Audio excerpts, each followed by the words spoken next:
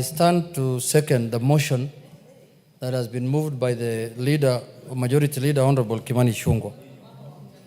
Mr. Speaker, first and foremost, I want to take this opportunity to thank His Excellency, the President of the Republic of Kenya, Honorable William Samoei Ruto, for his efforts and for his immense contribution towards the campaign of our Kenyan candidate in the African Union Commission chairmanship contest, Mr. Speaker.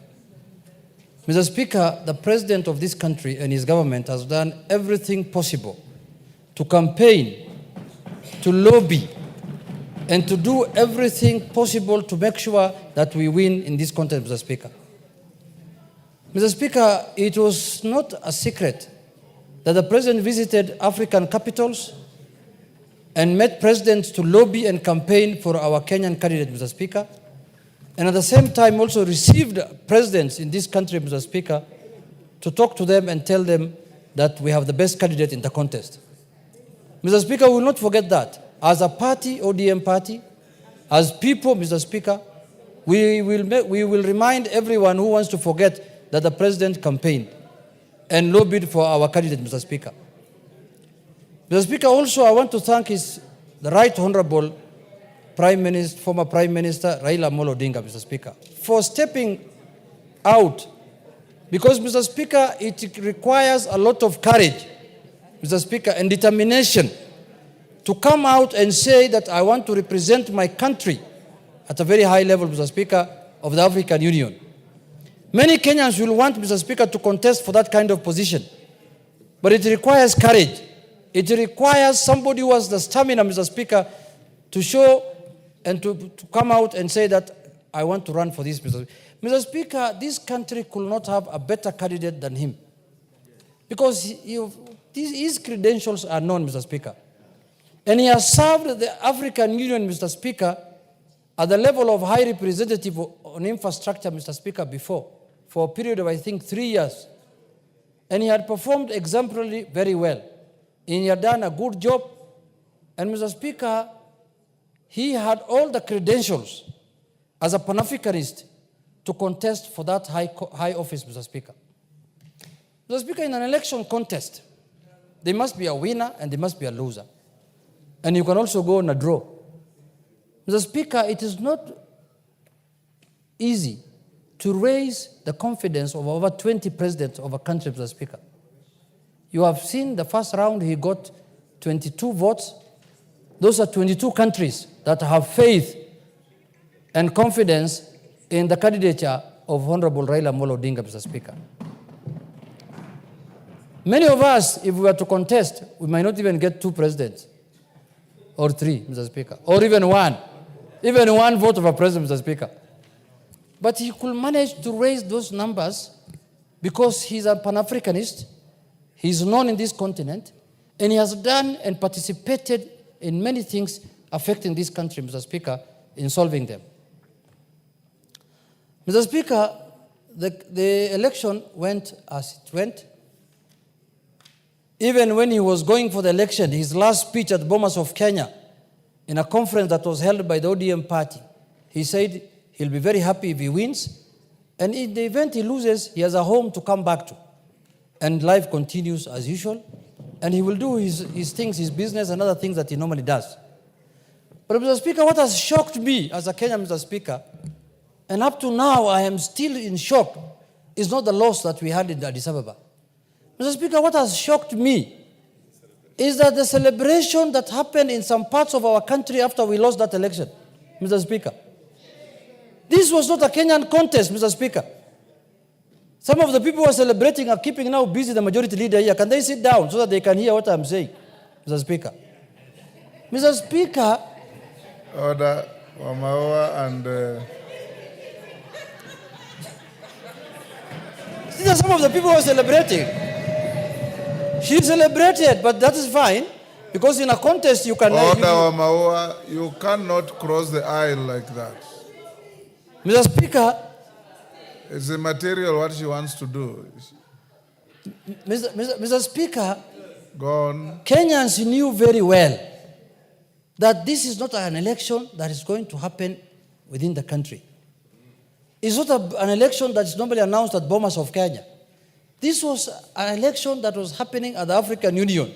And some of the Kenyans became so unpatriotic and supporting a candidate against Kenya, Mr. Speaker, and even campaigning for him openly in the social media, in all kind of sphere, Mr. Speaker. Mr. Speaker, I cannot be so unpatriotic. If today a Kenyan of any color, any race, any religion, any creed comes out to contest for an international position, Mr. Speaker, I will support. In the spirit of being a Kenyan, Mr. Speaker. That's all. The first thing that we need to look at is being a Kenyan. Not from the community you come from, not from your color, not from your religion, not from anything. Mr. Speaker, how unpatriotic can some Kenyans be that they fought the Right Honorable Prime Minister for 1 year he has been campaigning. And after losing, they celebrated. We shall revisit that, I can assure you. We will revisit that one. It will not go. We will revisit at the right time. We will also have our day to laugh and to celebrate, Mr. Speaker. And it's not very far, it is coming, Mr. Speaker. It's not very far. You can take that to the bank, and I will remind you the day I'm celebrating that you also celebrated your day. This is my day. Inshallah. Bismillah al-Karim. Mr. Speaker, I also want to congratulate the winner. In a contest, someone must win. And a country that is who is our neighbor in the same region, the Eastern African region, won the election. So we have every reason to celebrate also and to congratulate them, Mr. Speaker, because in a contest we expected to have a winner and a loser. But we expected ourselves to win, but we did not win. So we cannot be so losers. We say there are many things that happened. I was in Addis Ababa, Mr. Speaker. I don't want to talk about them now, but that is part of the election. You don't have to complain. You don't have to begrudge anyone. That is normal. All of us defeated someone by being in this house, Mr. Speaker. All of us defeated someone by being in this house, Mr. Speaker. We had opponents, Mr. Speaker, in the election. Even you, to be elected as a speaker, you had opponents. We had a candidate, Azimio, and Kenya Kwanza proposed you, and you got the highest votes. And now today you are presiding over here as our speaker. You are a speaker for all of us. We are not saying, oh, we have lost, now another speaker must sit next to you, the one who lost to you. We cannot work like that. So, Mr. Speaker, in a contest, it goes that way. But I want Kenyans to get experience out of this contest, because this is not going to be the last time a Kenyan is going to contest for an international job. And I want to encourage the government of the Republic of Kenya to propose and support Kenyans who are qualified to go for international positions, Mr. Speaker.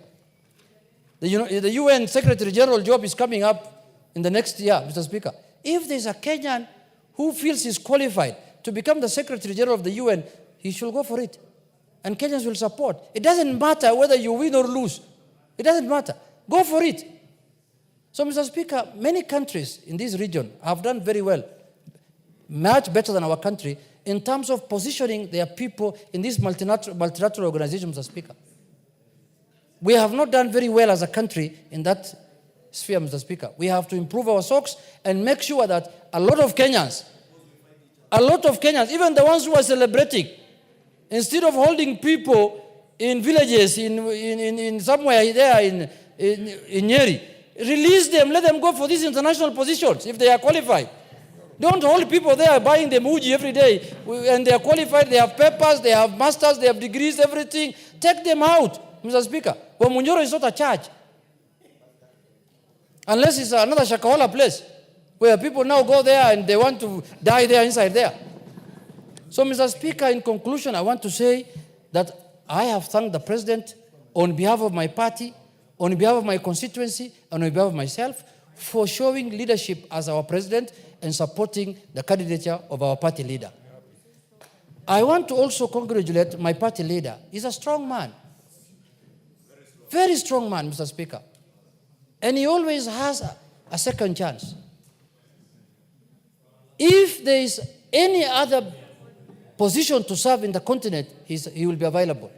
In the world, everywhere, Mr. Speaker, he has been available, Mr. Speaker. He has served the African Union before. and we will continue supporting him, and he's my leader, and we will make sure that we provide our services to the people of this country and to the people of this country, Mr. Speaker, in whichever level we can, in whichever capacity that we can. There are people who thought that this contest was political. They thought that, oh, this is a contest now, or if we lose, ODM will get annoyed. I don't know, annoyed of what? If there are people we should be annoyed with, it should be Djibouti, the people who talk our cap. Yeah, why should we be annoyed with somebody who was not contesting against us? We should be annoyed with the people who defeated us. And we are not annoyed with them also. We are congratulating them for doing a good job. Because African Union belongs to all of us. As a nation, we are part of the African Union. So, Mr. Speaker, with those few remarks, I wish to second and warn the naysayers that you should avoid that kind of thing going forward in future. Mr. Speaker, because if you are going to oppose a Kenyan because of his political affiliation, because of domestic issues, it's a very primitive way of looking at things. And I know some of the people, why we impeach them also, it was not in the impeachment paper, but it's primitivity. Some of them are very primitive people. Village mentality. You know, people want to go to international organizations. Instead of supporting them, you are judging them on the basis of what happens in a village, Mr. Speaker. I'm very sad about that. I do not expect people to celebrate the loss of a Kenyan in an international contest. It's a shame. Whichever you are, you cannot celebrate the loss of a Kenyan in an international contest. I repeat again. You cannot do that. You cannot do that. Now, if our athlete loses in a contest now, in the New York Marathon or in the London Marathon, you expect me to celebrate? No. Because it's not from my community? It's not from my region? It's not from my religion? It's not from my village? It's not from my what? Shame on you. Shame. And those people who did that must desist and never to repeat that. I must say that on the floor of this House, Mr. Speaker, because this is where we address issues of concern to the people. And that is an issue of high concern to the people, Mr. Speaker. When we are telling Kenyans that you cannot run in any contest outside Kenya.